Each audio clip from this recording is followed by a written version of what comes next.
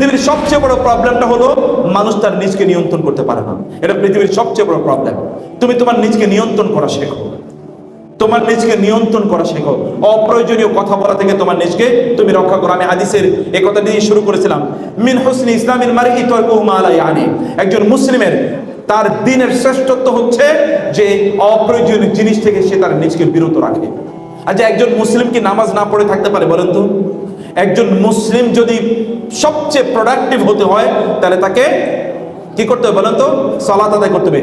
নামাজ যারা পড়েছে তাদের চেয়ে প্রোডাক্টিভ এই পৃথিবীতে আর কেউ হতে পারে না, বিশ্বাস করুন। তাদের চেয়ে প্রোডাক্টিভ কেউ হতে পারে না। আপনি এই যে আমি এখন বললাম, আপনারা কিছুক্ষণ পরে বাসায় গিয়ে ইন্টারনেটে সার্চ দেবেন এই পৃথিবীর এই সময়ের সবচেয়ে সফল মানুষদের তালিকা। আপনার যদি সফল মানুষদের তালিকার কথা বলা হয়, আপনি নিশ্চয়ই ওয়ারেন বাফেটের কথা বলবেন, অথবা কি মার্কস জাগারবার্গের কথা বলবেন, তাই না? অথবা এরকম প্রচুর পরিমাণ সম্পদের মালিক যারা, তাদের নাম বলবেন না?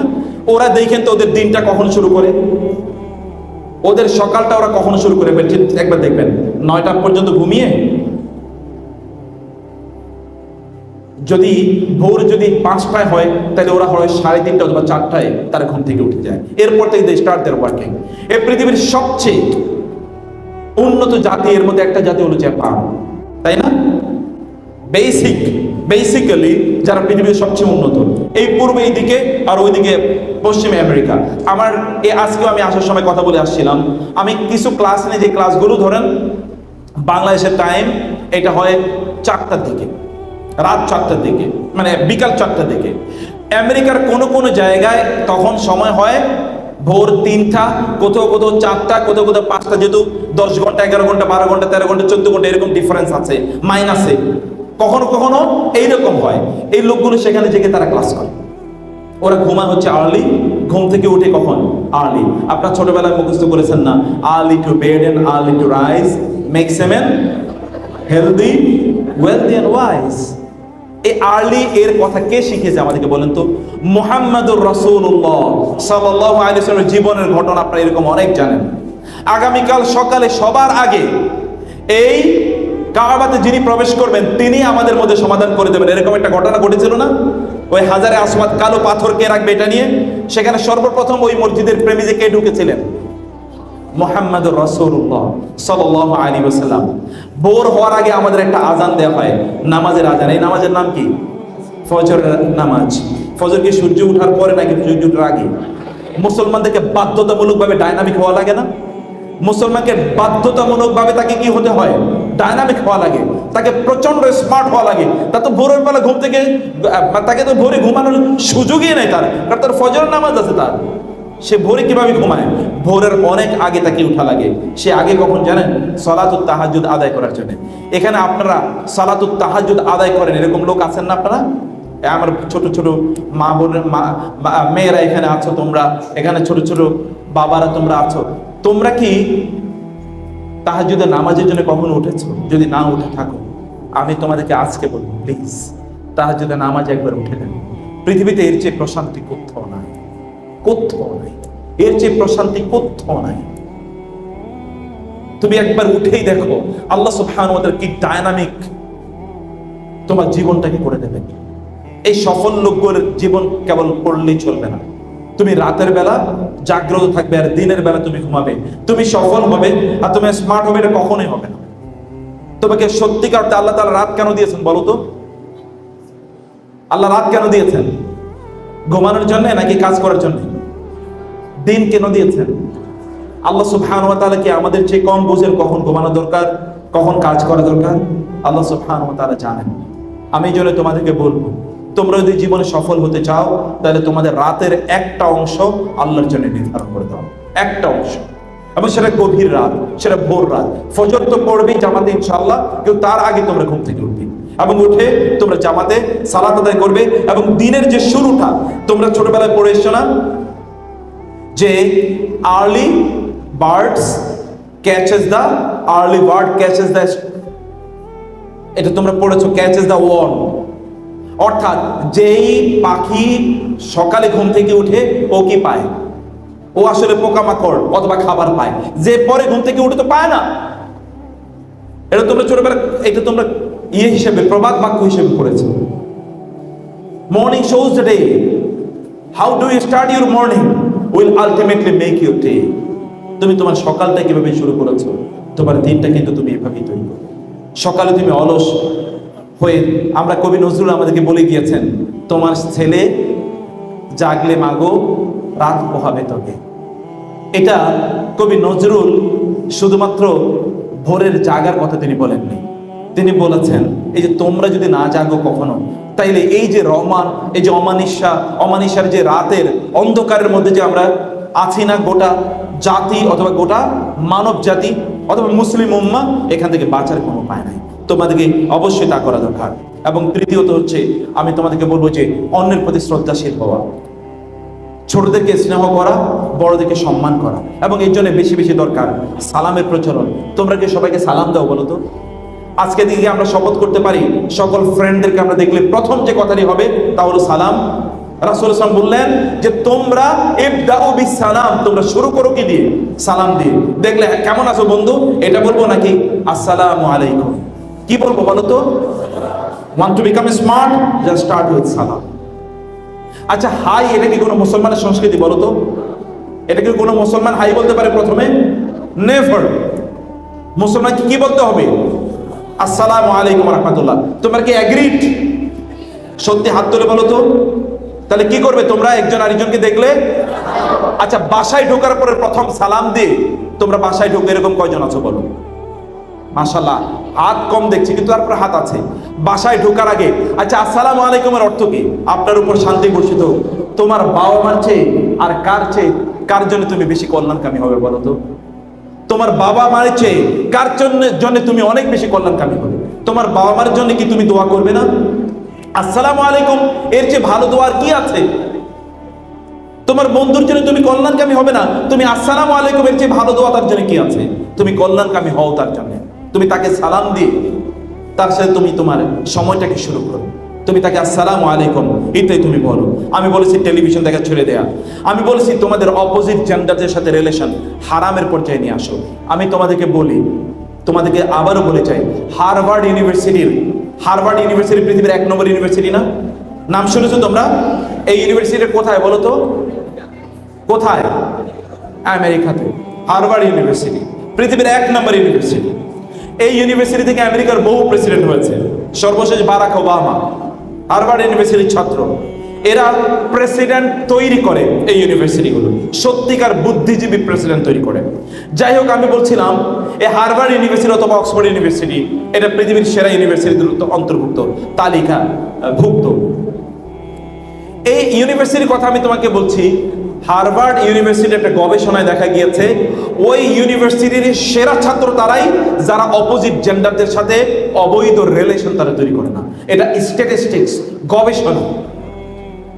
গবেষণার কথা বলছি। গবেষণায় তারা দেখিয়েছে those who are not maintaining illicit illegal relation with the opposite gender, they are the best student, most successful student, highly performing student in these universities.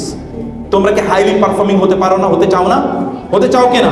তুমি অন্যের সাথে গল্প করে যে সময়টা কাটাবে, এই সময়টা তোমার পড়াশোনার মধ্যে তুমি কাটাও না। তোমার তো পরবর্তী জীবন ভালো হওয়া দরকার, তাই না?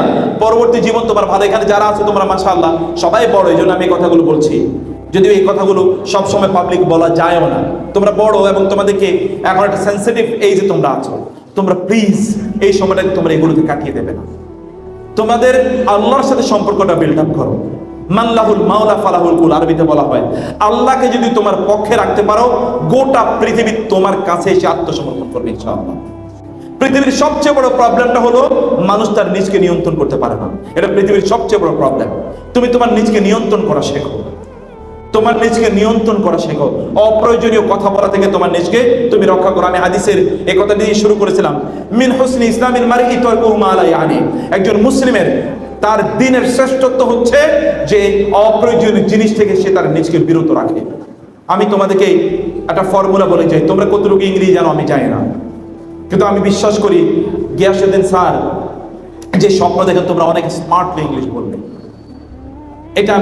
এটা স্যার নিশ্চয়ই সেভাবে এখানকার আয়োজন করেছেন। এবং তোমাদের নিজেকে আমি ইংরেজি ভাষা শিখলে তুমি অনেক ভালো চাকরি পাবে এবং লোকেরা তোমাকে বলে ইজ স্মার্ট, ভেরি স্মার্ট, আমি এই জন্য বলছি না। তুমি যদি ভাষা শেখো, কমপক্ষে তুমি এর মাধ্যমে মানুষের কাছে মানবতার মেসেজগুলো কমিউনিকেট করতে পারবে। মোস্ট অফ দ্য পিপল, যেহেতু এটা international language, it has become common day language, এটা এখন কমন প্লেস ল্যাঙ্গুয়েজ হয়ে গেছে, প্রত্যেকেই কিছু না কিছু বুঝে। অতএব এর মাধ্যমে তুমি মানুষের কাছে দাওয়াতি কথাগুলো তোমরাই মানুষের কাছে পৌঁছাবে, দিনের কথাগুলো মানুষের কাছে পৌঁছাবে। এই জন্যে তুমি ভাষাটি শিখবে। আমি তোমাদেরকে বলি, যদি তোমরা কমপক্ষে এই তথাকথিত আনপ্রোডাক্টিভ ওয়ে থেকে তোমাদের সময়কে ডেইলি 1 ঘন্টা কাট অফ করো, কাট অফ করে যদি তোমরা এই ভাষা শেখার জন্য ব্যবহার করো, তোমরা, আমি গ্যারান্টি দিচ্ছি তোমাদেরকে, তোমরা 6 মাসের মধ্যে ইংরেজি ভাষার জাহাজ হয়ে যেতে পারবে ইনশাআল্লাহ। এটা কি হওয়া সম্ভব না বলো তো? 6 মাসে প্রতিদিন যদি 1 ঘন্টা হয়, তাহলে 1 মাসে কয় ঘন্টা বলো তো? 30 ঘন্টা। 6 মাসে কয় ঘন্টা? 3 6 18, 180 ঘন্টা। 180 ঘন্টা লাগে না কোন একটা ভাষাতে দক্ষতা অর্জন করার জন্য। You never need 180 hours in order to become excellent in any language. It is English, or it is French, or it is Japanese, or it is Bangla, or it is Arabic. কোন ভাষা শেখার জন্য 180 hours rigorous এটা লাগে না, কিন্তু এটা তুমি করতে পারো। তোমাদের সময়গুলোকে তোমরা কাট অফ করে এই জায়গাগুলো তোমরা মেনটেন করবে। সবকিছুর উপর তোমরা আল্লাহকে প্রাধান্য দাও। সবকিছুর উপর কে প্রাধান্য দেবে বলো তো? তোমরা কাকে প্রাধান্য দেওয়া দরকার? আল্লাহকে প্রাধান্য দাও। আল্লাহকে যদি তুমি প্রাধান্য দাও, তাহলে আল্লাহ সুবহানাহু ওয়া তাআলা তোমাকে প্রাধান্য দেবেন। রাসূলুল্লাহ সাল্লাল্লাহু আলাইহি ওয়াসাল্লাম, আমিরে মুআবিয়া থেকে বর্ণিত হাদিসটি রাদিয়াল্লাহু তাআলা আনহু, তিনি মুসলিমের বর্ণনাটা, সহিহ মুসলিমের বর্ণনা। আমির মুআবিয়া রাদিয়াল্লাহু, তিনি মসজিদে ঢুকলেন, দেখলেন একদল লোক সেখানে বসে আছেন। তিনি তাদেরকে বললেন যে তোমরা কেন এখানে বসে আছো? তারা বলেন, জালাসনা নাযকুরুল্লাহ, আমরা এখানে বসে আছি, we are discussing, remembering Allah, we are discussing the verses of Allah সুবহানাহু ওয়া তাআলা। আমরা আল্লাহ সুবহানাহু ওয়া তাআলার কথা এখানে বলছি। তখন তিনি তাদেরকে বললেন, আমি আল্লাহর কসম করে তোমাদেরকে জিজ্ঞেস করছি, মা আজলাসাকুম ইল্লা যালিক, এইটা ছাড়া অন্য কোনো উদ্দেশ্যে তোমরা এখানে বসোনি? তারা বলল, না, অন্য কোনো উদ্দেশ্যে বসেনি। তিনি বলেন, আমি তোমাদেরকে এই কথা তুহমাত আল্লাকুম, তোমাদের বিরুদ্ধে কোনো অভিযোগ অপবাদ দেওয়ার জন্য আমি তোমাদেরকে এটা প্রশ্ন করিনি, বরং আমি শুনেছি রাসূলুল্লাহ সাল্লাল্লাহু আলাইহি ওয়াসাল্লাম তিনি মসজিদে ঢুকেছিলেন, তিনিও দেখলেন একটা এরকম একটা জটলা এখানে বসে আছেন, তিনিও আমি তোমাদেরকে যেরকম প্রশ্ন করেছি তিনি তাদেরকে এরকম প্রশ্ন করেছেন, তোমরা কেন বসে আছো? তারা বলেন, আমরা এখানে আল্লাহর স্মরণের জন্য বসে আছি, আল্লাহ সম্পর্কে এখানে আমরা আলোচনা করছি। তিনি বলেন, তোমাদেরকে আমি আল্লাহর কসম করে বলছি, এছাড়া আর কোনো কারণে তোমরা বসোনি? তারপরে, না, অন্য কোনো কারণে আমরা এখানে বসিনি, কেবল আল্লাহর জন্য বসেছি। তিনি বলেন, আমি তোমাদেরকে তোমাদের বিরুদ্ধে অপবাদ দেওয়ার জন্য, অভিযোগের জন্য আমি এটি জিজ্ঞেস করিনি। জিবরিল আমার কাছে কিছুক্ষণ আগে আসলো এবং এসে আমাকে বলল, আল্লাহ সুবহানাহু ওয়া তাআলা ফেরেশতাদের সাথে তোমাদেরকে নিয়ে গর্ব করছেন। এটা মুসলিমের হাদিস, সহিহ মুসলিমের হাদিস। আল্লাহ ফেরেশতাদের সাথে তোমাদেরকে নিয়ে গর্ব করছেন। ইন্নাল্লাহু ইউবাহি বিকুমাল মালাইকা, আল্লাহ তোমাদেরকে নিয়ে গর্ব করছেন। তোমরা কি তোমাদের নিজেকে এই জায়গায় নিয়ে যেতে পারো না? যা এই জায়গায় নিয়ে যেতে পারো না তোমরা, বলো তো পারো কিনা? পারো, তাহলে করতে হবে তোমাদেরকে কি করতে হবে? আল্লাহর জন্য তোমাদের কিছু সময় বরাদ্দ করে রাখতে হবে। আল্লাহ সুবহানাহুর জন্য কিছু সময় বরাদ্দ করে রাখা। বাবা মার সাথে সম্পর্ক কেমন তোমাদের? সবাই যাদের সম্পর্ক খুবই ভালো তারা হাত তুলে দেখি, মাশাআল্লাহ, আলহামদুলিল্লাহ, প্রাণ জুড়িয়ে গেল। রাসূলুল্লাহ সাল্লাল্লাহু আলাইহি ওয়াসাল্লাম বলেছেন, কেউ যদি চায় তার রিজিকের মধ্যে বারাকা হোক, তার হায়াতের মধ্যে বারাকা হোক, তাইলে সেই জন্য আত্মীয়তার সাথে আত্মীয়দের সাথে সম্পর্ক ভালো রাখে। পিতা মাতার চেয়ে পরম আত্মীয় কে আছে এই পৃথিবীতে? পিতা মাতার চেয়ে পরম আত্মীয় এই পৃথিবীতে আর কে আছে? পিতা মাতার সাথে সম্পর্ক ভালো রাখলে আল্লাহ সুবহানাহু ওয়া তাআলা তোমার হায়াতের মধ্যে বারাকা দেবেন এবং তোমার রিজিকের মধ্যে আল্লাহ তাআলা বারাকা দেবেন। এটা রাসূল সাল্লাল্লাহু আলাইহি ওয়াসাল্লাম বলেছেন সহিহ হাদিস। অতএব তোমাদের এই কাজটি করা দরকার, তাদের সাথে সম্পর্ক বাড়ানো। এবং সর্বশেষ যেটা তোমাদেরকে বলবো তা হলো যে তোমরা কোরআন তেলাওয়াত করো। কোরআন তেলাওয়াত করতে পারো না এরকম কেউ আছো এখানে? কোরআন তেলাওয়াত করতে পারো না? আমি তো ওকে দেখে মুগ্ধ হয়েছি তার তেলাওয়াত শুনে। আমার বিশ্বাস সবাই এরকম সুন্দর করে তেলাওয়াত করতে পারে। এরকম তেলাওয়াত করতে পারা উচিত না আমাদের সবার? ইনশাআল্লাহ সুন্দর করে কোরআন তেলাওয়াত করো। তুমি যদি আল্লাহর সাথে কথা বলতে চাও তাহলে নামাজে দাঁড়িয়ে যাও, আর তুমি যদি চাও যে আল্লাহ তোমার সাথে কথা বলো তাহলে কি করবে বলো? তাহলে কি করবে? কোরআন তেলাওয়াত করবে। যদি তুমি চাও আল্লাহ তোমার সাথে কথা বলুক তাহলে তোমার কাজ কি? তাহলে কোরআন তেলাওয়াত করা, তোমরা এই কাজগুলো করবে। আমি 5 মিনিটের মধ্যে বাকি কয়েকটা প্রেসক্রিপশন দিয়ে তোমাদেরকে আমি শেষ করতে চাই। তাহলে যে সোশ্যাল মিডিয়া, এই সময়ের সবচেয়ে বড় ভাইরাসের নাম হলো সোশ্যাল মিডিয়া। ভাইরাস বুঝো তো, এই ভাইরাস করোনা ভাইরাসের চেয়ে মোর ডিস্ট্রাকটিভ, মোর ডিস্ট্রাকটিভ। এই ভাইরাসের নাম কি? Social media. এটার নাম যারা সোশ্যাল মিডিয়া দিয়েছে নিশ্চয়ই তারা একটা জায়গায় ভুল করেছে। এটার নাম পুরোটাই হলো আনসোশ্যাল মিডিয়া। এটার নাম কি?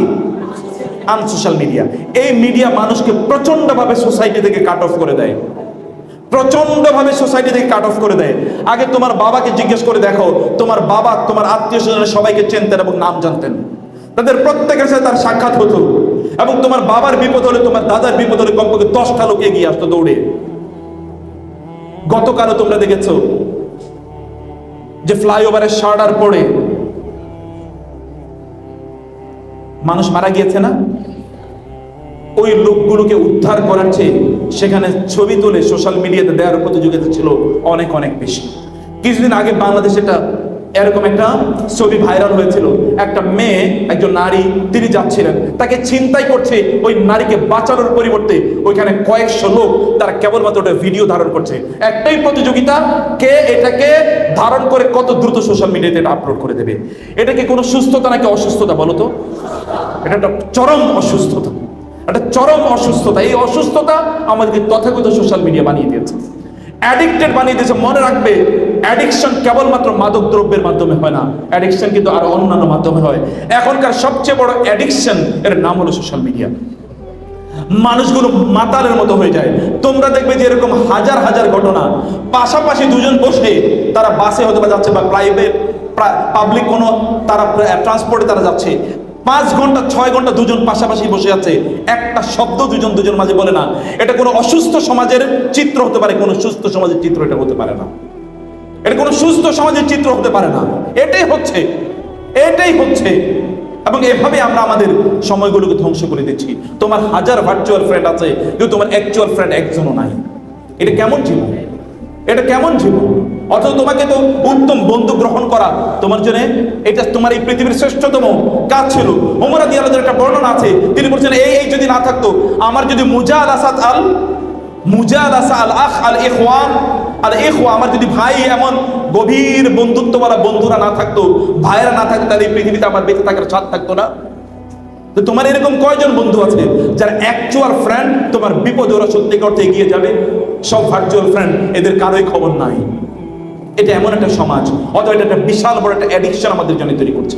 এই অ্যাডিকশন থেকে বাঁচতে হবে তোমাদেরকে। এটা একটা ভয়ঙ্কর অ্যাডিকশন, এবং এটা একটা মরণ ফাঁদ তৈরি করেছে আমাদের জন্য।